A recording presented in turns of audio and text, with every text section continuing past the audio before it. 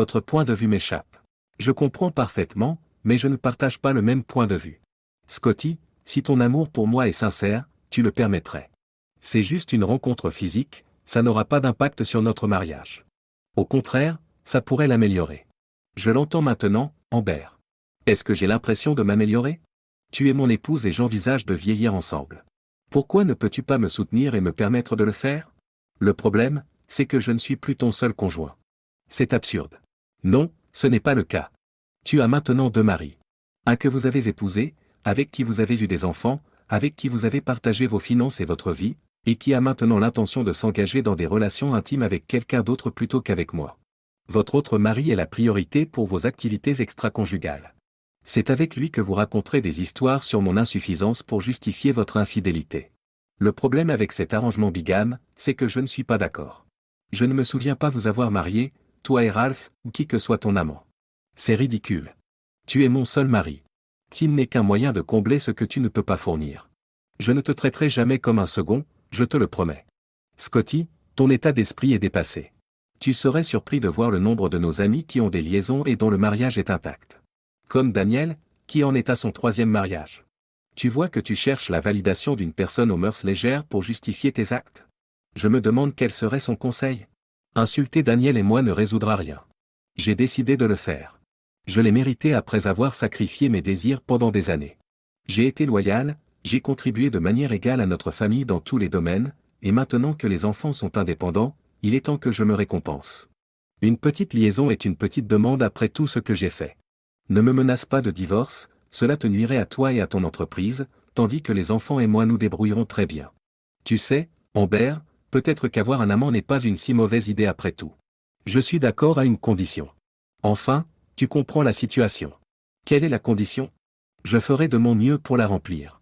Oh, c'est très simple. Si vous ne l'avez pas déjà prévu, enregistrez vos activités et donnez-moi une copie. Quoi? Vous êtes devenu voyeur, vous voulez voir votre femme avec un autre homme? Pourquoi une vidéo? Pour contribuer à votre propre satisfaction? Je veux remettre en question votre idée que tout le monde le fait, et que ce n'est pas grave. Je vais la montrer à nos enfants, l'envoyer à votre famille, à vos amis, à vos voisins et à tous ceux qui sont liés à nous. Voyons s'ils sont aussi modernes que vous le prétendez. Je veux leur avis sur mes supposées opinions dépassées. Oubliez cela. Je vais rencontrer mon amant, et vous n'aurez aucune photo. Tu ne sauras pas où nous serons, alors oublie ça. Accepte-le, je rentrerai à la maison après m'être amusé et nous continuerons comme d'habitude. Scotty prépara ses affaires à l'étage pendant qu'Amber continuait sa tirade en bas. Il revint et dit, va retrouver ton amant. Je rassemblerai des preuves de votre liaison, avec ou sans votre coopération. Oh non, vous ne le ferez pas. En partant, il s'est dit, elle sera surprise quand je me présenterai à la chambre 433 de l'Holiday Inn Express ce soir. Le message de Tim révélant l'endroit a été un coup de chance.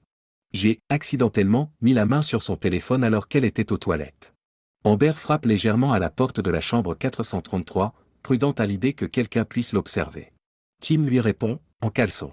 Elle entre. Tu as l'air impatient, remarque-t-elle en l'embrassant. Je ne veux pas perdre un instant. Ne t'inquiète pas. Ce n'est que le début. J'ai mis les choses au clair avec mon mari ce soir. Nous aurons d'autres occasions. Comment a-t-il réagi? Il était contrarié, mais il sait qu'il n'a pas le choix. Je serai très attentive à lui pendant quelques nuits, et les choses reviendront à la nouvelle normalité. Mais avant tout, Scotty a menacé de nous attraper. Vérifions s'il y a des caméras et des micros dans la chambre, juste pour être sûr. Ils passèrent un quart d'heure à scruter la pièce à la recherche d'une surveillance, mais ne trouvèrent rien. Amber prend le temps de se déshabiller devant Tim, qui est allongé nu sur le lit, son attention fixée sur elle. Son excitation était évidente, son excitation tangible. Nu, Amber s'agenouille et prend Tim dans sa bouche. Elle remarqua qu'il n'était pas plus grand que son mari, mais l'aspect interdit ajoutait un frisson irrésistible.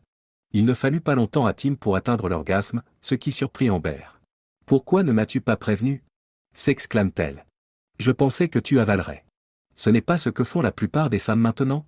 Je préfère que ce soit moi qui choisisse. Maintenant, j'ai du pain sur la planche avant le 2e round. » Elle va chercher des serviettes pour ranger le lit et le sol. Il a intérêt à être doué pour la fellation. J'ai l'intention de faire un désordre encore plus grand. Elle sourit. S'étirant sur le lit, elle dit à Tim de se passer des préliminaires et de se mettre au travail.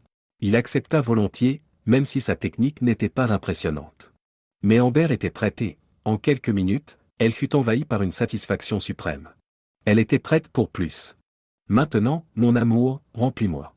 Alors que Tim se mettait en place, un bruit sourd retentit à la porte de leur chambre d'hôtel. Qu'est-ce que c'était que ça? S'exclament-ils tous les deux. Tim s'approche prudemment de la porte et regarde à travers le judas. Il y a un homme inconscient dans le couloir. Amber se précipite, jette un coup d'œil et s'exclame, « C'est mon mari, Scotty. Comment nous a-t-il trouvés? Devrions-nous appeler le 911? Il a l'air blessé, suggère Tim. Non, attendez. Si nous partons avant qu'il ne se réveille, il ne pourra pas prouver que nous étions là. Peut-être que ça lui apprendra à ne pas nous espionner. Vous allez le laisser là. S'il ne se réveille pas rapidement, quelqu'un le trouvera. Il aura probablement juste un énorme mal de tête pour compenser son humiliation, dit Amber tandis qu'elle et Tim s'habillent à la hâte, enjambant le corps de Scotty pour s'en aller. Plus tard dans la nuit, Amber est rentrée chez elle, s'attendant à ce que Scotty soit dans une chambre d'hôtel bon marché, en train de soigner son mal de tête. Elle chérit les souvenirs brefs mais satisfaisants qu'elle a eus avec Tim, espérant faire des rêves ininterrompus de leur prochaine rencontre. Vers 2h30 du matin, des coups de sonnette persistants et des coups violents l'ont réveillée en sursaut. Elle enfila un peignoir et jeta un coup d'œil à travers le judas de la porte pour découvrir un shérif adjoint, plus âgé et tirant visiblement sur les boutons de sa chemise. « Vous êtes Amber Stephens? »« Oui, qu'est-ce qui ne va pas? »« Votre mari est-il Scott Stephens? »« Oui, que lui est-il arrivé? »« Je suis désolé, madame. Il est décédé. »« Quoi? Comment? » Les larmes lui montent aux yeux. « Désolé pour la brusquerie. Je déteste ces appels. Malheureusement, je dois vous poser quelques questions. Il a été retrouvé mort près de la chambre 433 du Holiday Inn Express vers minuit. Une autopsie a été pratiquée car on soupçonne un acte criminel. Un acte criminel? Oui, les gens ne meurent généralement pas volontairement dans une mare de leur propre sang. Non, il n'y avait pas de sang. Je veux dire. Amber s'est rendu compte de son erreur. Admettre la connaissance d'une attaque, si vous ne l'avez pas fait vous-même. Nous n'avons rien fait. Il s'est cogné contre la porte et s'est évanoui. Par « nous », vous voulez dire vous et un certain Tim Dress? Oui, nous étions réunis dans la salle 433. Scotty pensait à tort. Je ne suis pas la police de la moralité. Dress a avoué la nature sexuelle de votre réunion, prétendant que vous aviez dit que votre mari était d'accord. Il semble qu'il se soit trompé dans cette supposition. Suis-je arrêté? Pas encore. J'aimerais pouvoir le faire pour avoir quitté votre mari. Mais, je pensais qu'il était juste assommé. Je n'ai pas vu de sang. Je pensais que c'était juste un mauvais mal de tête. Écoutez, il pourrait y avoir une accusation pour ne pas avoir cherché de l'aide pour une personne en détresse, mais je ne vous arrête pas pour l'instant. Vous et Monsieur Gress êtes des personnes d'intérêt dans la mort de Monsieur Stephens. Ne quittez pas la ville. Attendez-vous à être interrogé dès que nous aurons les résultats de l'autopsie. Envisagez d'engager un avocat, surtout s'il s'agit d'une accusation de meurtre. Cette nuit-là, Amber ne trouve pas le sommeil. Elle essaya d'appeler Tim à plusieurs reprises, tombant à chaque fois sur son répondeur. Le samedi matin, elle s'est préparé une pleine cafetière par habitude, réalisant à quel point elle se sentait seule sans Scotty. La responsabilité écrasante de la gestion du ménage, des factures, de l'assurance et des questions juridiques la frappait. Comment s'en sortirait-elle financièrement en tant que mère célibataire? Et s'ils étaient accusés de meurtre? Ils ne lui ont pas fait de mal, mais partir sans appeler à l'aide pourrait les faire passer pour des coupables. Les larmes coulent à flot. Il était près de 9h du matin, 3 heures avant que les enfants ne reviennent de leur visite à leur tante et à leurs cousins. Comment expliquer l'absence de Scotty? Comment affronter sa famille, ses parents, s'ils apprenaient qu'elle l'avait quitté? Elle se sentait coupable, regrettant ses actes pour un plaisir éphémère. L'après-midi passa et les enfants n'étaient toujours pas rentrés. Elle soupçonne les parents de Scotty d'avoir informé sa sœur, lui évitant ainsi de révéler toute la vérité. À 14h, n'ayant toujours pas de nouvelles des enfants ou de la famille de Scotty, Amber appelle la sœur de Scotty, Béatrice. « Allô ?» Béatrice répond. « Béa, c'est Amber. As-tu entendu? Tu as du culot de m'appeler. » « Oui, nous sommes au courant de la mort de mon frère et de votre adultère. J'aurais pu pardonner cela, mais le laisser mourir sans appeler à l'aide. Quel genre de malade es-tu? » Béa sanglote, « Les enfants savent que tu l'as quitté. Ils ne veulent pas rentrer à la maison, peut-être jamais. Je les garderai jusqu'à ce qu'ils décident ou qu'un tribunal en décide autrement. J'espère que tu seras en prison, salope. Comment le savez-vous? Je suis marié au shérif. Tu te souviens de tes vœux? Béa, je jure que je n'ai pas. Bonjour. La ligne est coupée.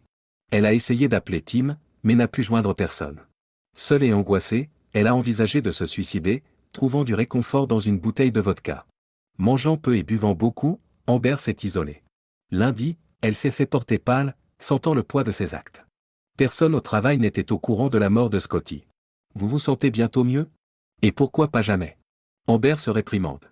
La sonnette de la porte d'entrée retentit, probablement celle de la police. Au lieu de cela, un livreur lui tendit un paquet en lui demandant une pièce d'identité. Il s'agissait d'une demande de dissolution du mariage et d'une lettre de Scotty. Amber, je ne suis pas mort. J'espère que tu as été malheureuse à propos de ce que tu as fait avec Tim. J'ai vu son message sur ton téléphone, j'avais prévu de te dénoncer, puis de divorcer. Scotty. Elle s'est effondrée, incrédule, réalisant le plan de Scotty pour la surprendre avec Tim et la menacer de divorce. Il s'avère que défoncer les portes d'un hôtel n'est pas aussi facile que dans les films. Je me suis assommé, mais pas de sang. Je me suis réveillé, j'ai vu que tu étais parti, j'ai pensé que tu avais évité l'embarras. J'ai eu une idée géniale après avoir frappé. J'ai appelé mon beau-frère, le shérif à la retraite. Il a demandé à un ami de jouer le rôle d'un flic. Il lui a donné un scénario, a rendu visite à Tim en le persuadant et a enregistré ses aveux. Il ne parlera pas tant que le divorce ne sera pas prononcé. Sa sœur l'a aidé, a raconté une histoire aux enfants et les a emmenés dehors. Ils ne sont pas au courant de ma mort, ni de tes actions. Je leur dirai si tu ne dis pas tout. Je ne suis pas sûr de passer la cassette, mais c'est une option s'ils doutent de nous. Amber, il est temps pour nous de discuter de notre séparation. Je veux m'assurer d'un partage équitable de nos biens, comme je l'ai proposé. Le récit des événements de Tim a certainement soulevé des questions sur vos actions et vos choix pendant notre mariage. Je tiens à préciser que cette décision ne repose pas uniquement sur la question de savoir si la version des faits de Tim correspond à la définition légale de l'infidélité. La confiance entre nous a été rompue et il est indéniable que notre relation a atteint un point où la séparation est la meilleure solution. Je vais être honnête sur les raisons qui m'ont poussé à ne pas demander immédiatement le divorce. Tout d'abord, j'ai cherché à négocier des conditions équitables pour notre séparation.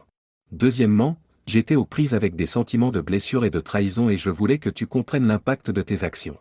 Amber, je t'ai aimé plus que tout au monde, mais ta demande d'impliquer une autre personne dans notre relation était quelque chose que je ne pouvais pas supporter. Malheureusement, c'est la situation dans laquelle nous nous trouvons aujourd'hui. En fin de compte, l'objectif est d'aller de l'avant avec équité et dignité.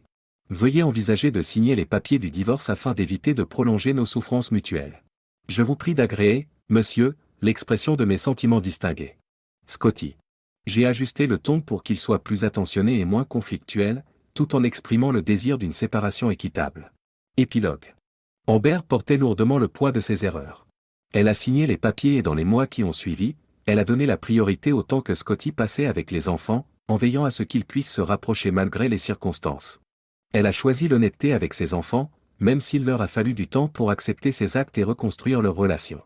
Malheureusement, Scotty a eu du mal à trouver un endroit convenable pour qu'ils puissent passer du temps ensemble. La relation de leurs enfants avec leur mère n'a jamais été tout à fait la même après sa trahison, malgré ses efforts pour combler le fossé. Amber est restée courtoise à l'égard de Scotty, l'invitant à des réunions de famille et embrassant un semblant d'unité, bien que teintée de la perte de ce qui aurait pu être. Elle espérait silencieusement que Scotty ne nouerait pas de relations sérieuses, accueillant même ses amis à certaines occasions. De son côté, elle s'est abstenue de sortir avec d'autres hommes. Lors du deuxième réveillon de Noël après le divorce, au milieu des cadeaux échangés et des moments fugaces d'unité familiale, Amber a demandé à Scotty de rester pour une tasse de café après que les enfants se soient retirés pour la nuit. Elle voulait avoir l'occasion de dire sa vérité. Merci d'être venu ce soir. Cela a beaucoup compté pour les enfants, et cela a beaucoup compté pour moi, a commencé Amber. Scotty, malgré mes erreurs et la douleur que j'ai causée, je n'ai jamais cessé de t'aimer. Je veux que tu saches que rien de tout cela n'est de ta faute, et je suis profondément désolé, même si c'est trop peu, trop tard. J'avais juste besoin que tu l'entendes. Elle termina son café, ses mots restant en suspens, espérant une forme de conclusion, aussi minime soit-elle. Amber, je t'adorais de tout mon cœur. Je ne pouvais pas comprendre que tu t'intéresses à quelqu'un d'autre sans avoir l'impression d'avoir commis une erreur. Peut-être que quelque chose que j'ai fait ou n'ai pas fait a conduit à cela. J'ai passé des années à réfléchir, à me demander si plus d'affection, de compliments, d'intimité variée ou de cadeaux spontanés n'auraient pas fait la différence. Je ne m'engagerai pas avec quelqu'un d'autre tant que je ne serai pas certaine que mon amour est sans équivoque. J'espère que mon futur partenaire ne sera pas tenté comme vous l'avez été. Scotty, il y a des femmes plus sages que moi qui ne répéteront pas mon erreur. Je te souhaite de trouver quelqu'un qui te rendra la joie que nous avons perdue. Je tiens toujours à toi, même si je prétends le contraire. Amber, je ne peux pas me remarier avec toi. Je pourrais m'attacher à nouveau à toi, mais la confiance et le respect ne peuvent pas être rétablis. Je n'aurai jamais confiance en ton respect, je douterai toujours de tes actions en ton absence. Ce n'est pas une base pour un mariage. Amber pleure, évitant de regarder son ex-mari dans les yeux. Mais cette histoire de « jusqu'à ce que tu sois déshydraté ». Tu es toujours incroyablement séduisant. Amber lève les yeux, silencieuse, tandis qu'elle conduit Scotty dans leur chambre. Cette nuit-là, rappelant leur passé passionné, une nouvelle connexion intime a été ravivée sporadiquement par la suite.